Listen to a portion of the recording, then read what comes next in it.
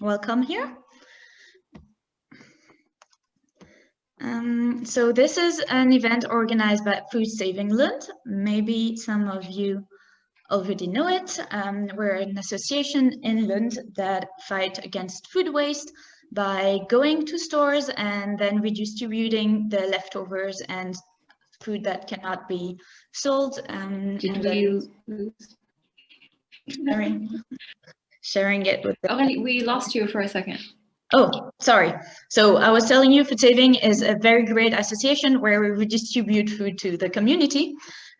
We actually have open positions right now. So if you're in Lund and you want to get active and do something that is really sustainable and it's super nice, I mean, it's it's a feel-good feeling, but also it's a very nice opportunity to work together and learn a lot. So if you're interested, just drop us a message and you can be part of the board. This event is also organized by ESN, and I'll let Verma present a bit of ESN. Hello together, I'm Bernie from ESN Lund. And yeah, we decided to also host more events regarding sustainability, and we planned a lot of events. Events now to this event. I'm very happy, thanks to Food Saving Lund here, and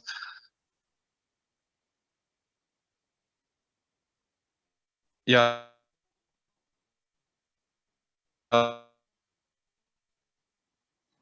Also,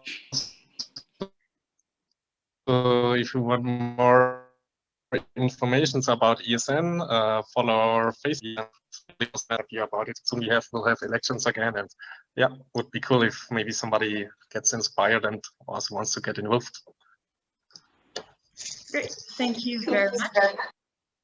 And now we will present our two speakers and experts. So first is Kara. She's a second-year master student studying food innovation and product design at an international program that's between France, Ireland, and now Lund, Sweden. So when she's not thinking about sustainable food system, Kara enjoys bread making and fermentation project. So she will have a lot to tell about. And then Sanne is a student in the European Master in Food Science. She is from the Netherlands, but she's also been around Ireland, Paris, and Lund for her studies. And her biggest interest in her studies is to make the food industry more sustainable. And she also applies this in her daily life. So we're curious to hear more about her. I'll give you the floor.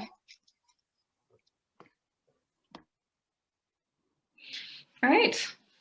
So thank you for the introduction. We're trying to make this work on Prezi, and it seems like there's a bit of an internet disconnection in the kitchen area. I am not in the kitchen area. I'm in my home, as you can see. So we'll try to make this work. I'll try to fill in as much as possible. So today we decided to divide the whole the idea of reducing food waste into three main parts: that is reduce, reuse, and recycle, which are three very basic ideas and hierarchy in waste reduction. So we first go into reduce, which is the source of everything. And the main question is, how can we prevent food waste in our household? And we are consumers, like we buy food every day, and we can't always control what the industry, what the other businesses are doing, but we can do what we can. So in this presentation, as you call it, we will use Kahoot. So it's a quizzing little app if you have used it before. If not, you just go on to kahoot.it and you enter the game pin, and then we will see you there. So actually, I'm gonna, if you do that right now, I will be able to switch screen and see if you're in there.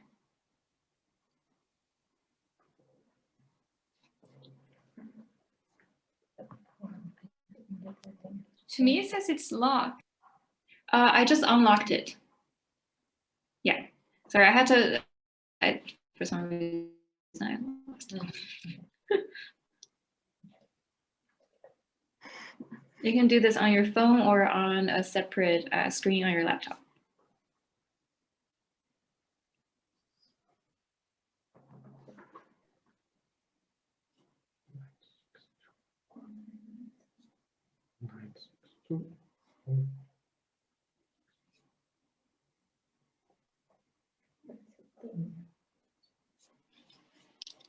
We can also leave the information in the chat.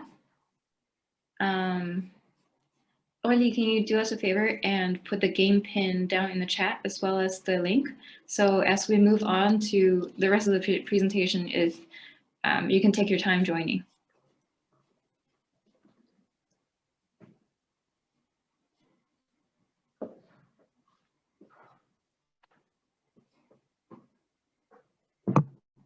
Just give me a shout when it's done.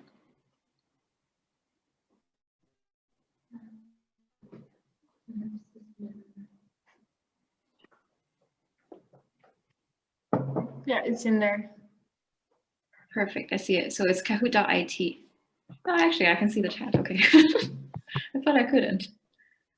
So this is a time where we were like, oh, our teachers can't do Zoom, and now we realize we can't either. Okay, our first time hosting. We got it. Okay, your time joining, and let's jump in. So the source of everything, we want to talk about planning in terms of food waste. If I can move, yes, there he goes. In terms of reducing food waste, it's the source, and the source is the purchasing, like the initial, when you see it and you buy it and you bring it home, but then the buying part is when it's being generated. So for us, the most important thing, at least for me, is planning. And I always go shopping with a shopping list because I am terribly distracted by everything I see. And you can never miss a good promotion. But something interesting is that if you look at this promotion that I just screenshotted for today, this is from Willie's, not sponsored. And this is going on for this week. It's 2 for 10 krona. And it is a very common sales tactic where you buy more, you get a better deal. But in the end, if you think about it, do you really need it? Are you going to consume everything? Is the other one going to be wasted? How long do you plan to do this? So I find myself asking these questions, and in the end, just nixing it, or even just buy one, even though I'm missing the deal, because I know I'm going to waste the other. So it's something that we consider, and sometimes we don't consider because we see it and we're hungry and we need something, but maybe it is something that's worth our time to think about. So I always ask, do I need it? Will I use it?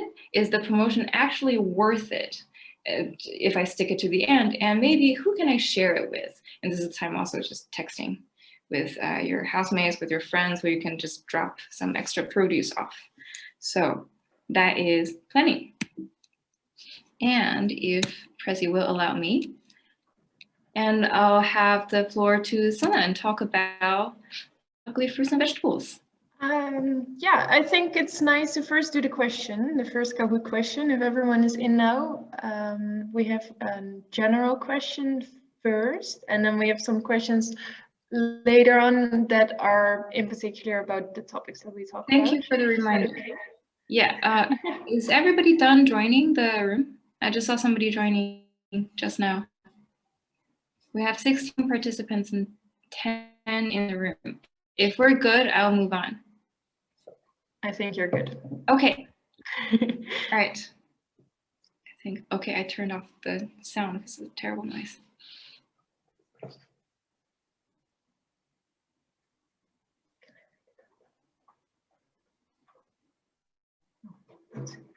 Yeah, the question. So you should be able to see the Kahoot. Kara, that's what comes up. We can't see the. You have to tell us.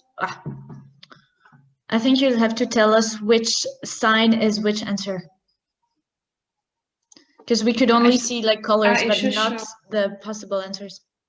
Aha, gotcha. Do you know what I mean? Yes, because I have to switch screens. Oh, hold on. Because I don't have this on. Okay, now I hear you. Yes, I will give you a new game pin. Okay. Yeah, because I'm sharing screens between two things, so it's a bit much. But okay, if your eyes are on the chat, this is a new game pin. Everyone see it. The pin is 146432. Yeah.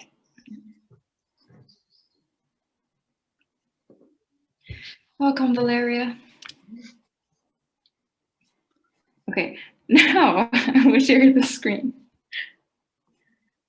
Okay, cool. I know you already saw the answer, but I guess you can cheat, it's okay.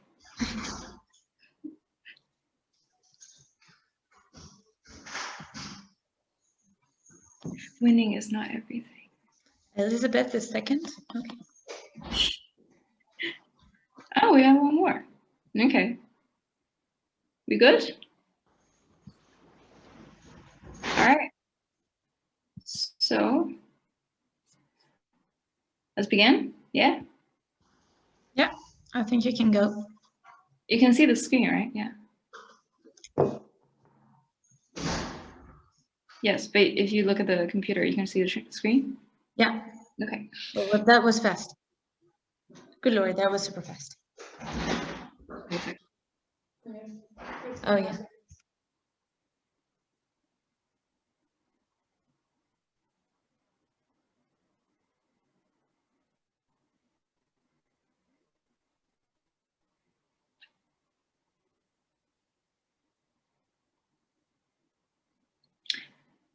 There we go.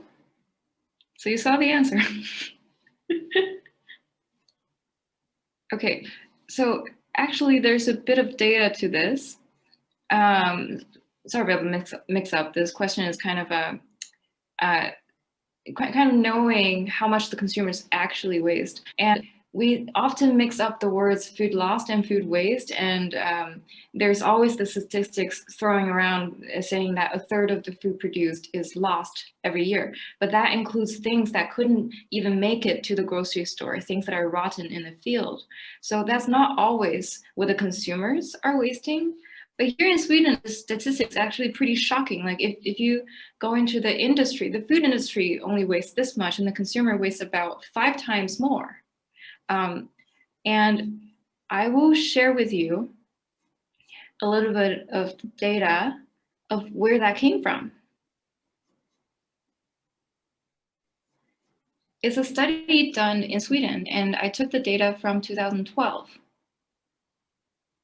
As you can see, the industry wastes this much, supermarkets even less, but in households, it is the highest of all categories, which is really shocking because we're just everyday people, right?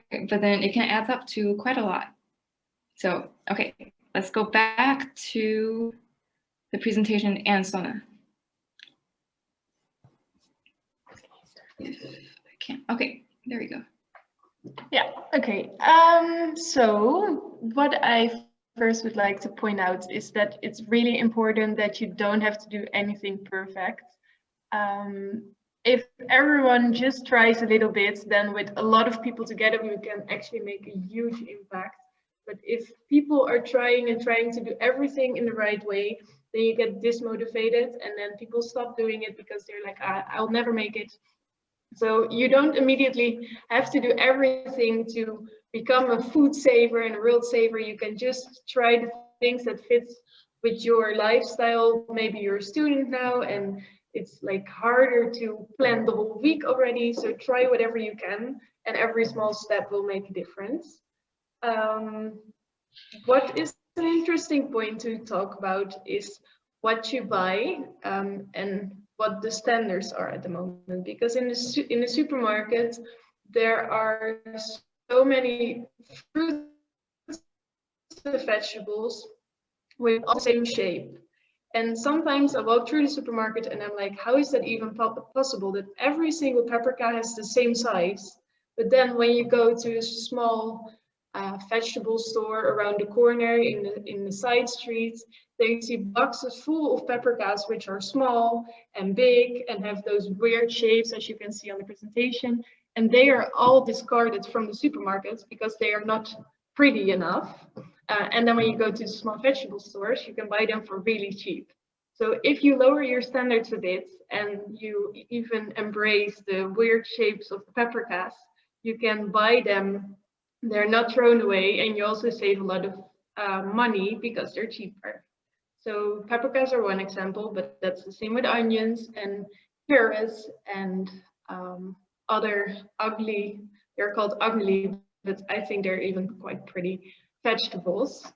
Another example are bananas. Bananas are so often thrown away by supermarkets because, as you can see in the picture, they like change colors. They go from green to brown, and the supermarkets only want to sell them when they're green, because when they turn yellow and people buy them, they so easily get brown that people don't want to buy them anymore if they're already yellow, because they know that they will get brown really quick. So if they're yellow in the store, they're thrown away by the store, even though they're perfectly fine. So what I do is when I go to the store, I always buy the bananas which are yellow or even already a bit brown, because I think that they are nicer because they're sweeter, and otherwise they're thrown away. And by buying them, they're saved. And of course, you can think like, I don't want to buy food and pay the same amount of money if I can also buy a product that's like the best quality. But why would you like only the best quality if you know that it is good enough for you? So I think it's also a bit of a mindset that you go to the supermarket, and like I go to the supermarket often with the thought that everything that I buy is saved from the waste bin. So I buy the brown bananas because nobody else will do it. But if more people will do it, we can save even more fruits and vegetables. Another example is meat. This package, we can see, is like perfectly shaped. The minced meat is like really nice in the whole package, but sometimes because of transportation, the meat can be like shuffled on one side and then it doesn't look that nice anymore. And supermarkets really, because it doesn't look nice anymore, the package is completely closed, it's like completely safe and fine, they throw it away because it doesn't look nice. So then I pick that package that looks a little bit ugly so that the supermarkets don't throw it away. And of course, there are like big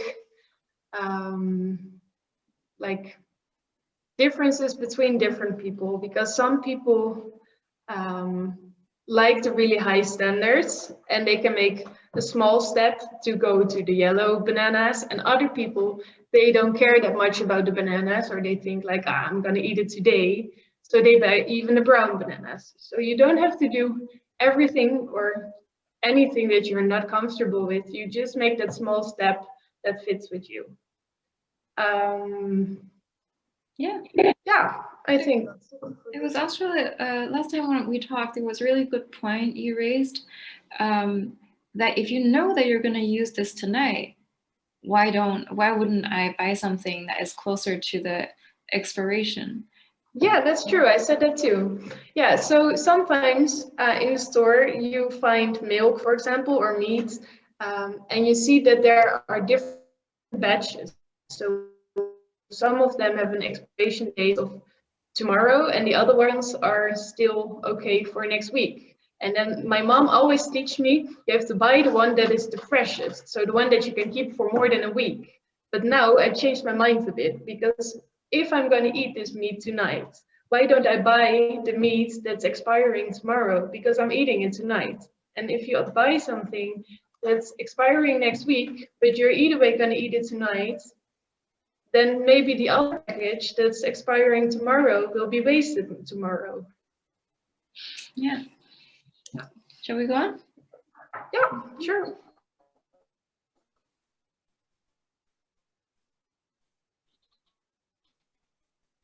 That was nice. It can be a bit challenging. I'm not sure how many here are international students in Lund, in Sweden, because every time when you move to a new place, Sona and I know this fairly well as we move to many different places throughout our program.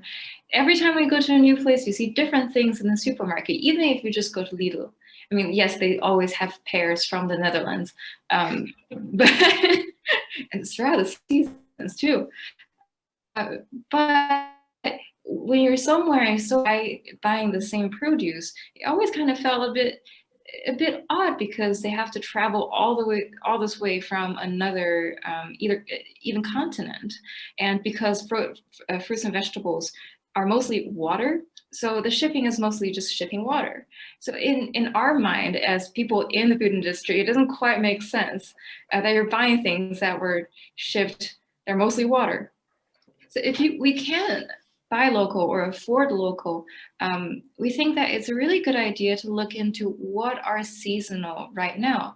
Like Luis had, we chatted a little bit in the beginning before this whole session started, that there is a food cooperative, I can't pronounce that name, in Lund.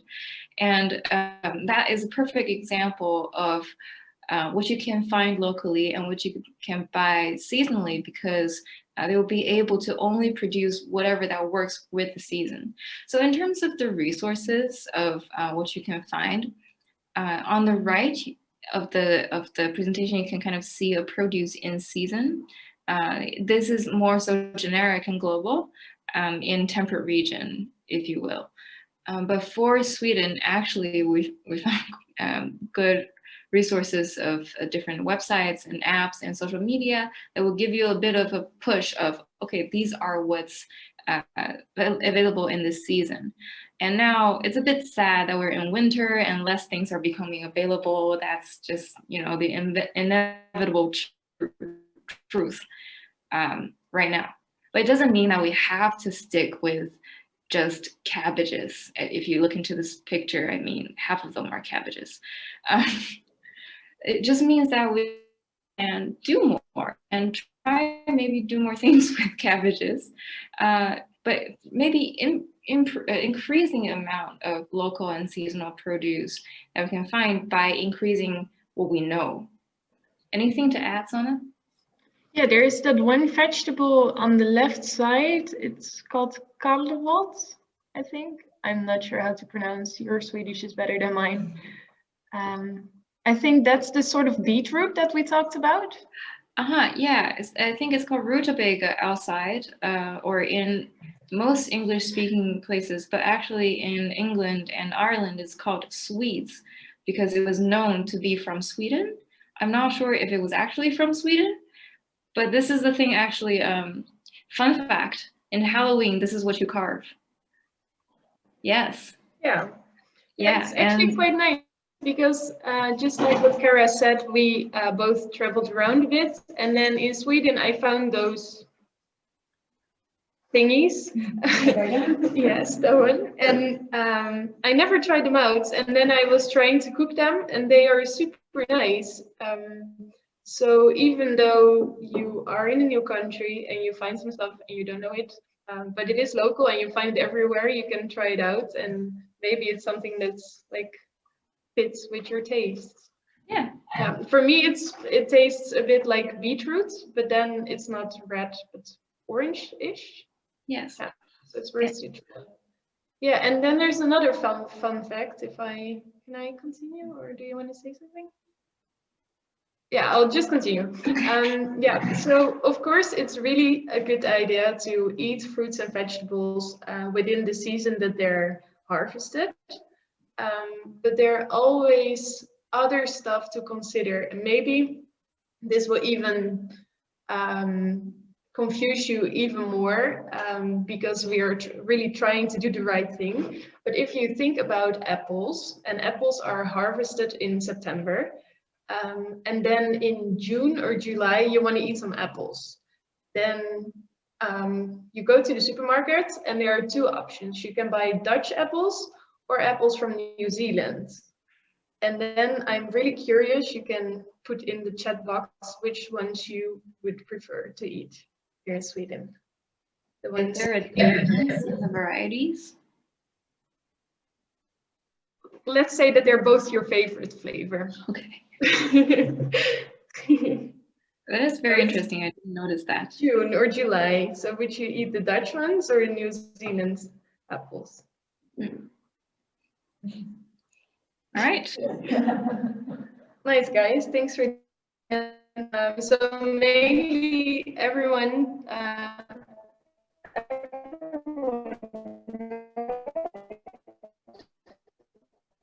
So that.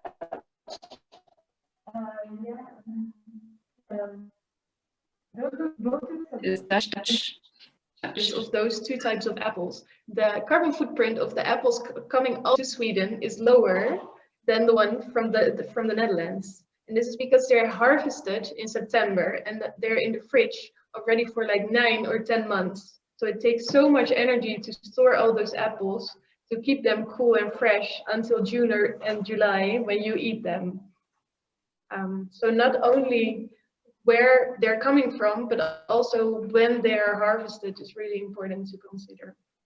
And if this demotivates you, like eating local,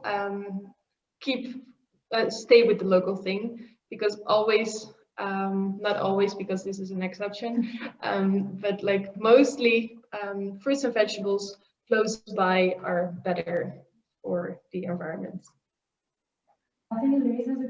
I see a hand risen. Yes, I have a question. So regarding all of this, I feel like why isn't it mandatory to provide the consumer with information about the carbon footprint or energy consumption? I feel like it's so legitimate to have that information. What do you think about that? Is it do you think it's gonna happen? Well, more and more companies are putting that on their packages. Actually, I found a brand in Lidl last week. I don't know the name anymore, so I cannot advertise them. But I found a brand which has the CO2 emission on their package. But the problem is, and I think Kara also learned that in her courses, that it's so hard to make this life cycle assessment. It's sort of an assessment to find out how exactly the supply chain is and which step uses which amounts of energy, but also sources like water needs to be taken into account. So it's so difficult, and I think that the food industry is working really hard to make everything more transparent, because there are already a lot of laws saying that we need to know exactly where it's coming from. And I think definitely the next step is to also point out how it is energy wise. So I do agree, and I think that it should already been done decades ago. And I think it's really nice that there are more and more consumers pushing the food industry to become more transparent in this. Yes, I would also add that there might be some difficulties regarding the methods you use. It's like statistics. You can lie, depends on how you measure these things or how you present it. So that it could cause some inconsistencies. So and some sort of a competition that is not meant to be good. That and just how much is it important comparing carbon footprint maybe with other information, for example, business ethics or labor practices. So if that becomes the new organic, then what comes next? That's another question as well, because we have been talking about organics in this whole industry and like what it means to the farmers, what it means actually to the consumers, and will this kind of certification become the next organic? And that is my question also. Yeah, but really good question. Thank you. It's like we gave you all these questions and then you put them up for us. All right, let's move on. So, Sana? Yeah, it's interesting to know to prevent food waste or to reduce the amount of food waste in your own house, how you should store your food. This is a map that you can see with some products, and you can see if it's better to put them in a refrigerator or on the counter or even in the dark sometimes. Does it say dark as well? Yeah, cool, dry places. That also sometimes means in dark. Yeah, and of course there are on this, because I didn't make this picture myself, I just took it from the internet.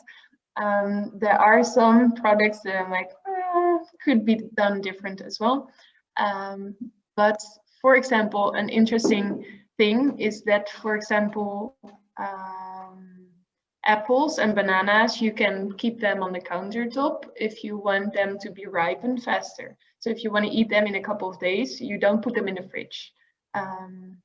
But blackberries and blueberries, if you want to not spoil them too fast, you have to put them in the fridge, because otherwise they're moldy in a day. So it's always important to consider where do you store them. And what's also very important is the ethylene producers. Ethylene is a molecule that's produced by, for example, apples and bananas, I believe. And if you have this molecule in the air, because the apples are like transparent, how do you call it? It's like giving it away to the air, the apple. Yeah, sort of. Then that molecule can help other fruits and vegetables to ripen even faster. And sometimes you don't want that, because if you have like one apple that's already like almost rotten and it spoils all the other apples as well, then that increases the amount of food waste significantly. So they say, for example, that you should keep some of the fruits and vegetables out from each other, like not touching each other. Then another point to consider is to never put anything to the back of the fridge. I sometimes make the mistake that my cucumber is touching the wall, and then it's been frozen and then it's all soggy and dirty and disgusting. So yeah, make sure that there's always a little bit of space between your food and the wall, because otherwise it can freeze. The same with the cucumbers is the problem of drying out. A cucumber, there are quite some discussions about packaging and the plastic wrap about around cucumbers. And some people say like, yeah, it's so useless, but a cucumber can lose 70% of its water within 3 days. And the cucumber exists 90% out of water. So then you only have 20% left if you don't store it right. And that's why this plastic film can be really important if you want to keep it for a couple of days. And of course, if you eat it the same day, that plastic thingy is not relevant at all and you should avoid it. But if you want to keep it for a while and not spoil it and not generate more food waste, it's important to cover stuff.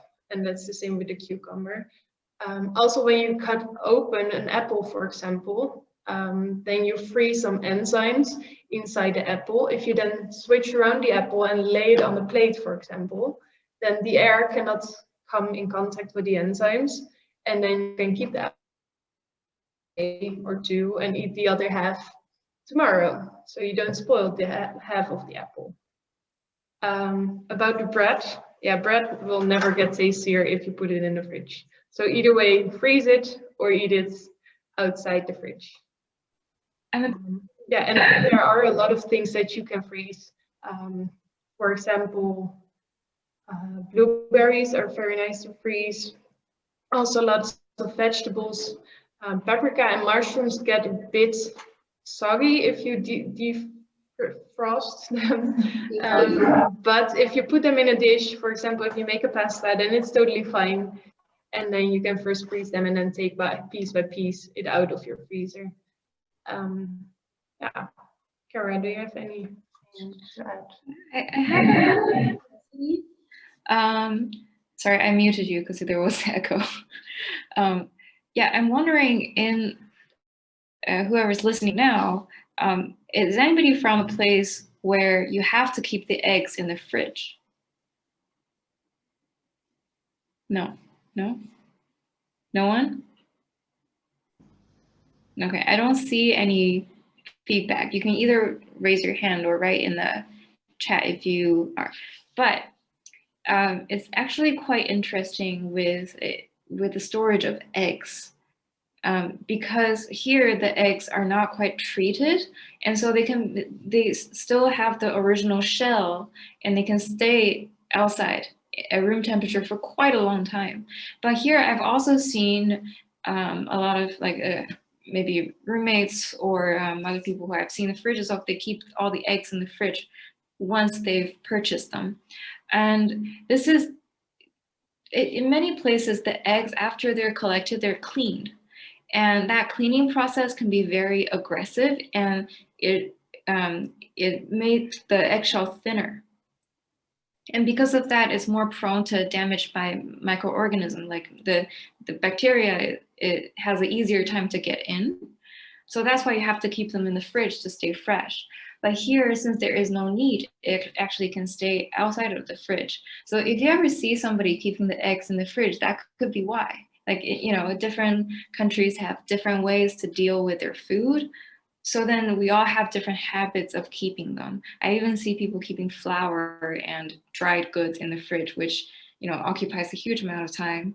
So we don't have to do that. Yeah. So Sana, do you have anything to add? No, I think we can go on. Brilliant. It will allow me to break up. And lastly, we come to expiration date. Exciting. Yeah. So there is a big difference, and lots of people don't know it. There on the packages in the supermarkets or everywhere else where you buy food, there are two different types of expiration days. There's use by and best before. And it's really important to consider the differences between them, because use by is used for meat, for example, or other food products which are really perishable and actually can damage or like be a hazard for you if you eat them after the date.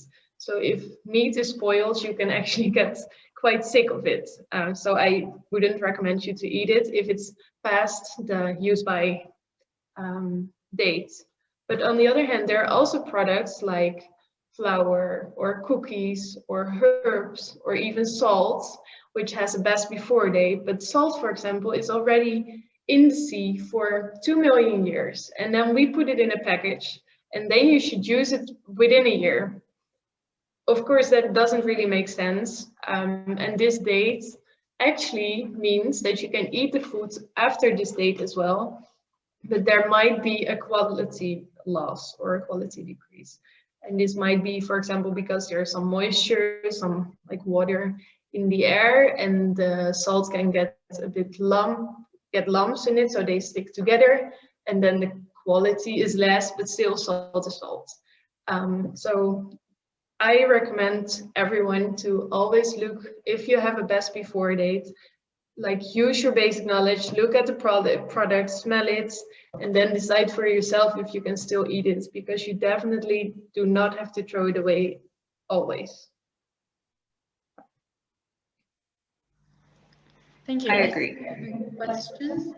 And we have a question, I think, in the chat. Yeah, so Renaud is asking, why do you think that bread is not good to be kept in the fridge? Okay, I can take that one. Yeah. With regard to bread, without getting too in detail to the scientific reasons, you know that when you keep bread in the fridge, it will get, it will stale way faster than if you let it stay on the countertop or staying in the freezer. Reason being the interaction between the starches and the proteins, which are mostly the glutens that we hear so much about. So when you keep in the fridge, the starch structure will give away a lot of water to the proteins, and then the protein doesn't make it nice and spongy. It gets all crumbly and dry. So that is when your bread is staling. But if you freeze it, the temperature is too low for this to happen. So it stays relatively fresh for a longer time until you heat it up in a toaster or in the oven, or just let it thaw at room temperature. So it is better to freeze the bread rather than putting it in the fridge. And also it takes up a lot of space. Unless you put it in the back of the fridge, which will freeze it. Sorry for interrupting. So I did the question. Cara, by the way, is my colleague, so we study in the same field.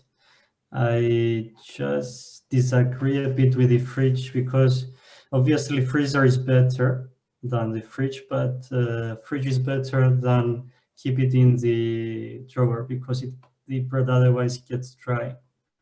So in my opinion, it's better than to keep it outside. The dryness, okay, yeah. The understanding always to keep it in a plastic bag or a paper bag. Yes, that was my question too. Like, when you think of bread, what is bread? Any kind of bread. Yeah, because when you buy those toasty slides, they're in a plastic bag, and there's less opportunity for it to get dry out in the wild. But if you're buying, for example, if you go to Willys, Lidl, IKEA, they have the bakery, or even a bakery, like the baked bread that you put in the paper bag. Then if you keep it in the paper bag, it will dry out. You're right on that, yeah. Yeah, I mean, in general, from my experience as well, obviously freezer is better than the fridge for the reasons you said, but I mean, I think it's better than to keep it outside, because it gets dry much faster. So as soon as you just keep it in a plastic bag in the fridge, and then you're gonna toast it, then it doesn't really make a huge difference. Yes, but kind of elaborating on that, we've been talking about freezing as a really good way to keep food, to preserve food, and it is really good. For me, I freeze bread that I'm not going to eat after 3 days. So if within 3 days I'm going to eat it, I'll keep it in at room temperature, because freezing does take a lot of energy. So it is, I have no calculations on this. This is just something that, okay, subconsciously I will keep these in the room temperature, because I know it's not going to get that stale. It will be relatively fine. So that is my trade-off. But if quality is what you're after, I think freezing, yes, you're right. Does that sound fair? Yeah. Just a discussion. That's just a discussion. Discussions are welcome. We didn't plant anybody to give us discussions. All right. So let's see where we are. After this. So if anyone has question, you can go on. Otherwise, I think we move on to the quiz, and then maybe we'll move on to the next part, which is the fun part. And actually, the time has been going by quite fast, so maybe we can move a bit faster, so it doesn't extend so much over an hour. But yeah, guys, sorry, it's gonna be more than an hour. I'm trying to go next. But do you want to do the quiz first? Let's do the quiz. It's very fast. Okay. I'm gonna try this again. I hope you still have the tab open. We're gonna see. And if nobody is in there, we'll jump into the next section. Okay, can you see this? Yes. Yeah. Okay. Ready? So this is just kind of summarizing what we've been talking about so far. Yes. Oh, congratulations, Nancy. So it's the same. December. Sorry. Okay, so the question is, in December, frozen blueberries are fresher than fresh berries. True or false?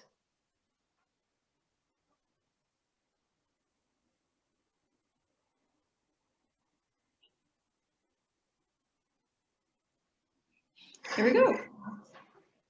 Yes, I mean, it largely depends on where you live. Obviously, if you live in the Southern Hemisphere, it doesn't apply to you. Unfortunately, we're in Sweden. So we're gonna see a lot of imported blueberries from the Southern Hemisphere. Yeah.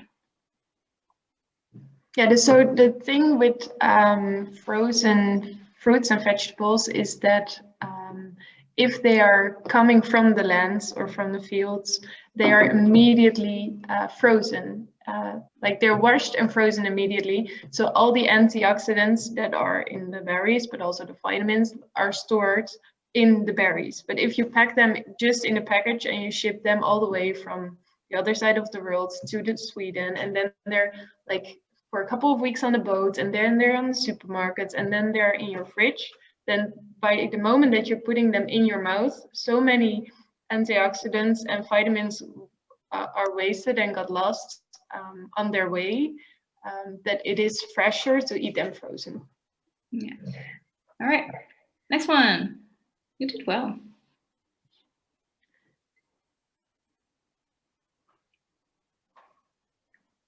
So the question is, which one of these will deteriorate, quote unquote, in the fridge? If you paid attention in the fridge charts.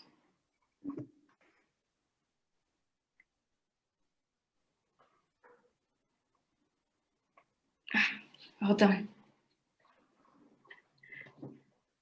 All right.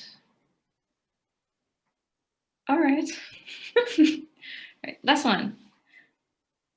Question is, true or false? Lettuce in plastic bags have a higher carbon footprint than naked ones. Is this kind of a trick question?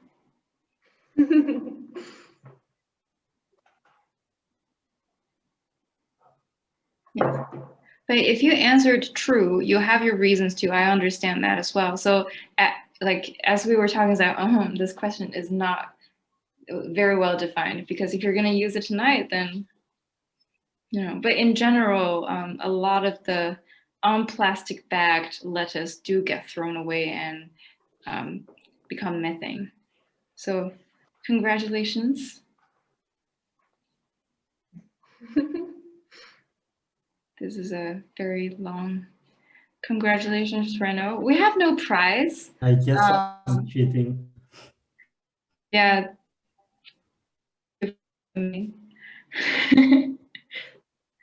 Okay, well done.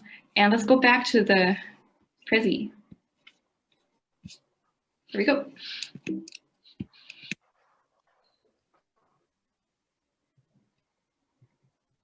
Okay, next section. So after the reduce, we come to reuse, and Aurélie will give us a short introduction about the ways of to save food in Lund.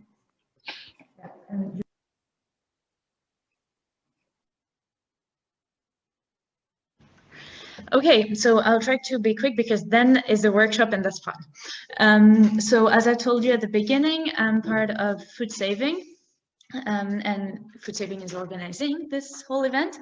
So Food Saving is an organization that exists in many different places. We're Food Saving Lund, there are some in Malmö, if some of you live in Malmö. I know that Germany is full of those organizations in many cities. So wherever you live or wherever you come from, make sure that you look where you have a food saving association. And what Food Saving does is that we partner up with stores, and at the end of the week or at the end of the day for bakeries, we can go there and we just pick up everything that they couldn't sell. So this would be actually a big part of what would be thrown away. And sometimes it's just crazy to see like big bags of bread that would just have gone to the bin. And so that's the ideas of those kind of organization, is just to avoid throwing away, even before that it's in your fridge, avoid stores throwing things away. So that's one thing that you can do, just find your food saving in your city. And then it's a lot about sharing. I mean, circular economy is always about sharing. If you live in a corridor room or in any sort of community living, make sure that you share all the food. If you realize you can't finish something or you can't eat everything, just share with people around. There are things, if you're in Lund, there are food banks in many different things, in many different places, in Smålands, in EOS, in Geocentrum, we have food banks. So basically it's just a fridge where people drop food, and if you need food, you can just take it. So the idea is just to reduce all that waste. There's also an association that called Kultursjuk, and there are our sister association. They organize community eating, and this is also with all saved food. And Food Sharing Lund is a Facebook page where people, when they have too much food or something, or they're moving out, like now with Christmas, it's a lot of people just being like, okay, I have so much flour, who wants them? And then you just share. So, I mean, there's Food Sharing Lund on Facebook, but I'm sure there's Food Sharing any city that you can find wherever you are. So make sure you just participate in those community, because they're super good. And then there are also many apps that you can download where it's similar partnerships with between stores and associations. And well, sometimes you do have to pay or not, but there are plenty of solutions out there. Just make sure you check them. Yeah, so now we will move to our kitchen. Bernard will take over and you will see Sanne.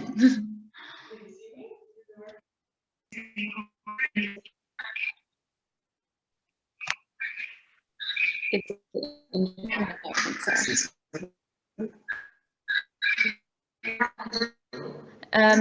have to stop sharing. Oh. Now it's just a lot of noise. Okay.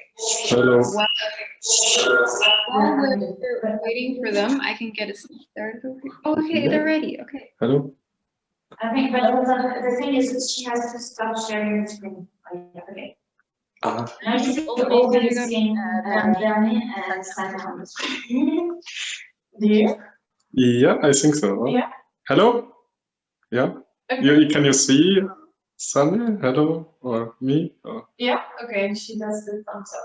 Okay, so there are some things that me and Kara from our own home, for example. This is a normal package of chickpeas. You can also boil them yourself. You buy them dry, but these are already boiled in the water. And what is actually really nice, that in those packages, there's a lot of liquids. See here. And in these liquids, there are some molecules which are really good in stabilizing foams. So if you whisk it, I already did it because it makes an awful noise, you can make a foam out of it, like this. Yeah. Now it's already been in the fridge for a while. Yeah, it's been in the fridge for a while, so it's not that hard anymore, this foam, but you can whisk it with sugar, for example, make vegan meringues, but you can also use it in waffles, or if you not whisk it and you just keep it like this, just how I poured it out of the package, you can use it as a sort of an egg white, because it works the same as an egg white does. So you don't have to throw away this liquid, which is in here, but you can actually use it as an egg replacer, and you don't have to buy new eggs, which also saves you money. Another thing that is really nice are those glass jars. And those glass jars of sun-dried tomatoes. They are stored in sunflower oil, as you can see here. It's just like I'm on Telcel here. Like it's in oil and it keeps them nice and fresh. But this oil is often thrown away by everyone because they don't know what to do with it. But actually this oil is really nice. It's just sunflower oil, but then with the taste of the tomatoes. If you're making your pasta or you're frying some vegetables, just use a bit of this oil and make your veggies. And then you don't have to buy a new bottle of oil you save the oil in here, so it's not thrown away. Yeah, and you can store your tomatoes in there for longer. I think Vera also has some things to show, so we're moving on to her. Yes. Thanks. Thank you. Yeah, that was really good. Actually, adding on to the sunflowers, if you can see me, I hope you can. Yes. Okay. Actually, the nutrients from tomatoes will migrate to the oil a lot more, lycopenes. So actually, if you use the oil, you keep more of the nutrients in your body rather than throwing that away. So I have prepared, I actually happen to have about half a purple cabbage in my fridge because I don't like eating purple cabbage, but when I bought it, I thought maybe it's time to eat purple cabbage, but it was not time to eat purple cabbage. So what I ended up doing is making this. So it's still a work in progress. I just started making basically kind of like a sauerkraut, but cabbages ferment very easily. Fermenting vegetables is a really good way to preserve your vegetables. It doesn't matter if your vegetable is a bit old. Actually, sometimes it makes it even better because it keeps more texture after it's been fermented. And right here, I have a pretty much of a golden ratio of fermenting vegetables, which is 100% vegetables and 2% salt. What salt does here is that it keeps the microbes that you don't want in check, so they're not going to be there. It keeps the microbes that are going to ferment the sugars in all your vegetables into lactic acid, and the acid will keep other microbes who might want to come back, it will keep it in check. So it will have a nice sour flavor. It's fermented and it has a lot of prebiotics. And what I did is basically cutting this up, shredding it, and mixing it with salt as mentioned, 2% of salt, and temping it down with this thing. And you want to get rid of a lot of air, so you really want to keep it very tight. So that's number one, but I also wanted to show you what you can grow, because we'll get back to the slides later where you can see pictures, but one of the things you can really do with green onions, for example, if you buy them, it's like you don't have to buy them ever again because they keep growing. This is just a bunch of little green onions, and they've grown from where you can see I've cut them in a matter of days. So they grow quite easily, as you can see, and also with the herbs that you can get. This is my garden, if you will. With the herbs that you can get from the supermarket, they come in these tiny little cups that are almost abusive to the plant's roots. So what you can do is moving them into bigger containers. In this case, I'm using queso and a paper bag to make it look nice, and they will really flourish, as you can see. And I've also added a few cloves of garlic in there because sometimes when you have garlic, they will go a bit old and they'll start sprouting. The sprout is actually pretty much prone to burning if you're cooking them all together. So I typically just stuff the garlic to whatever soil I have available. Every inch of space is treasure, and they will start growing, and the shoot will grow, and the shoot is very much edible and it's quite nice.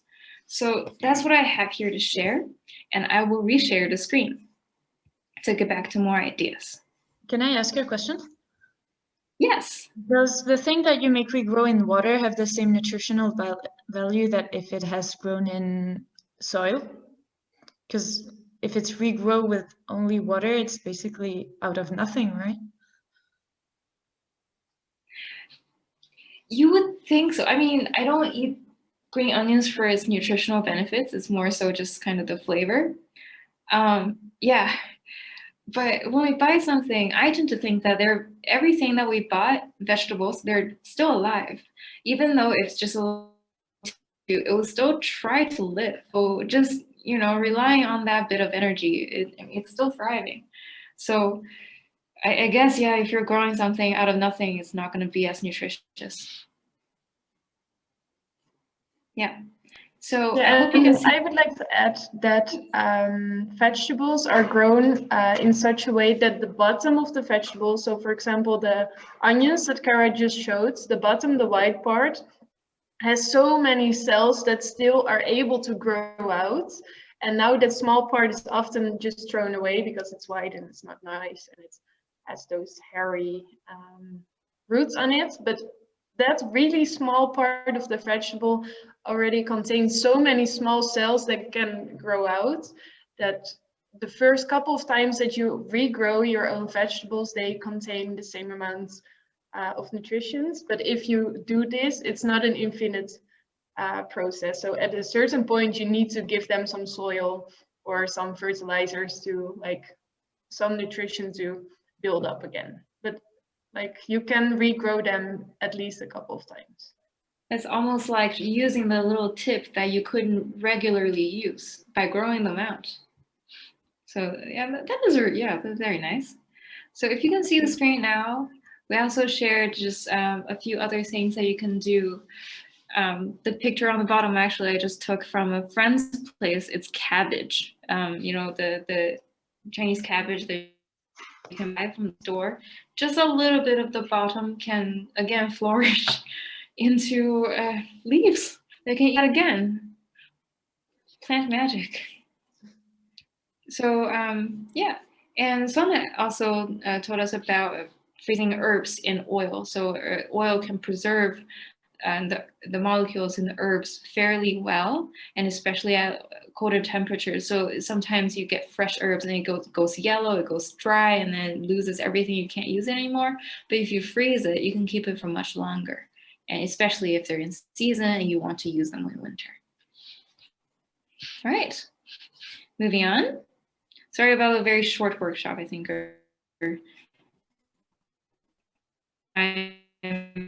Is running a bit tight right now, and Olivier will talk to us briefly about the, so to speak, recycling of food waste in Sweden. Okay, thank you very much for the workshop. Before I move into recycle, does anyone have a question on the workshop or on reuse? Reuse, sorry. If not, you can still come up with it later.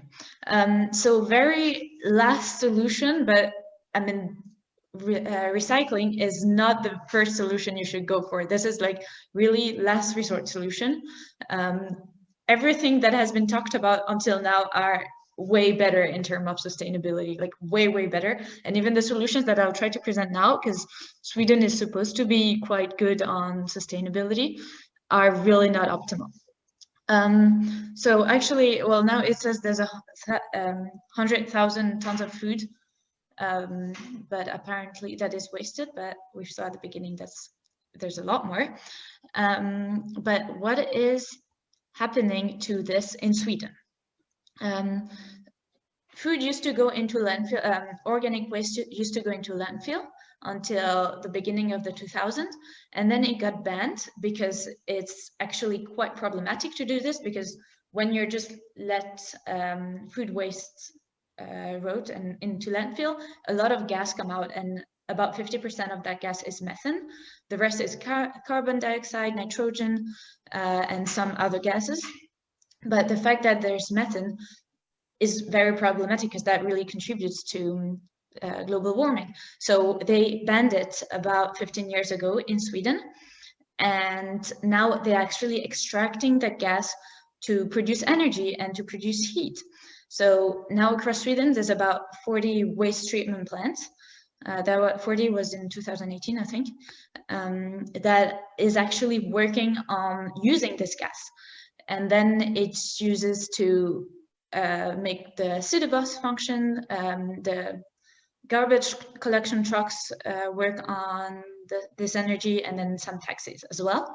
But it is still a problem because first you have to pay for the transportation of all this waste. And so those garbage trucks who are powered by the energy consume that energy to actually transport the waste. So this is sort of nonsense.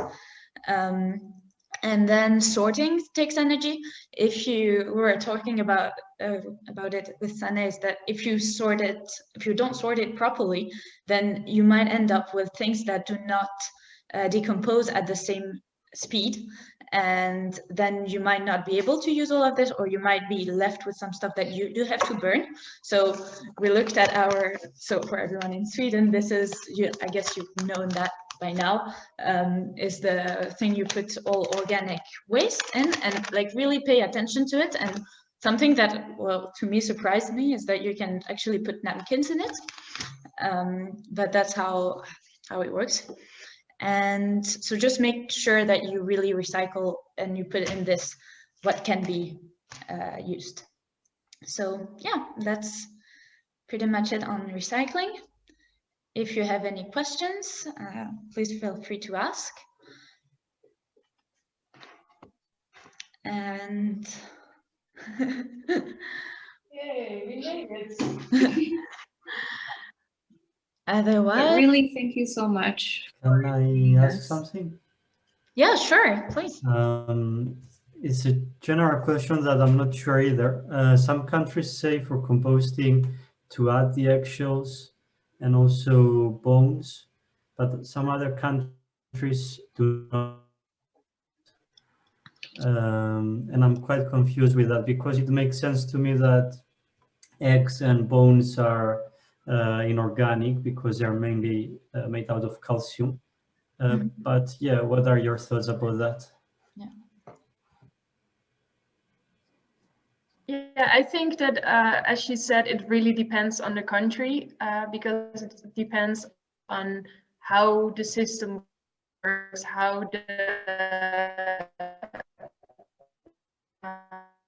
materials, because in the Netherlands there's a different system than in Sweden, and in Sweden there's a different system than in Spain.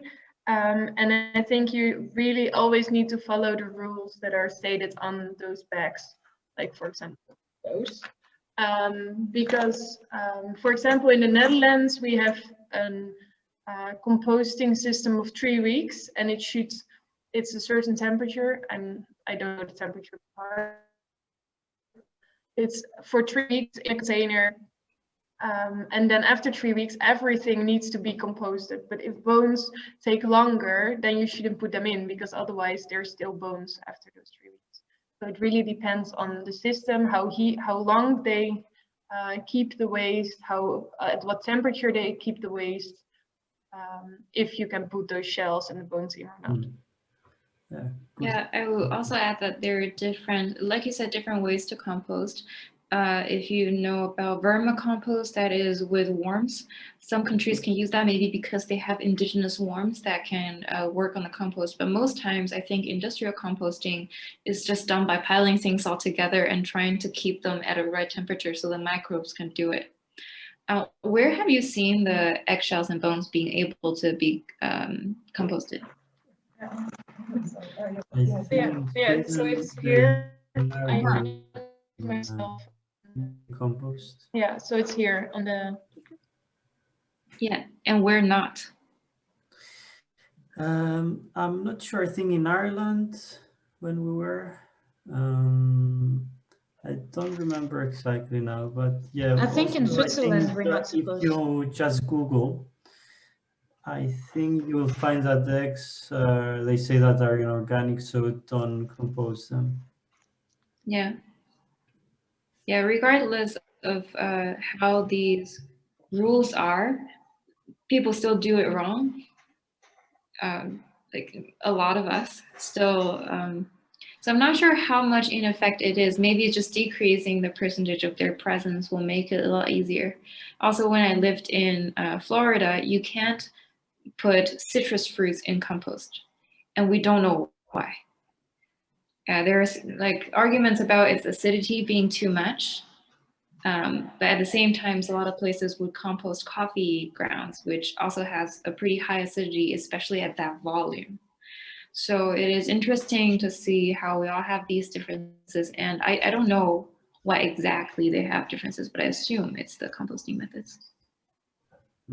Yeah, makes sense. Good question. Great. So I think unless there are other questions, with that, we can say thank you very much to Kara and Sanne for sharing everything. all of this. Of course, if you have other questions coming up, you can always ask on the Food Saving Facebook, or I mean, we're always happy to chat about this. Food is our topic, so feel free to ask questions and to join any meetings. Also with the ESN, they have a lot of events, and we will see you at the next event, I guess. Thank you very much for joining. Thank you. Bye-bye, take care. Bye, thank you.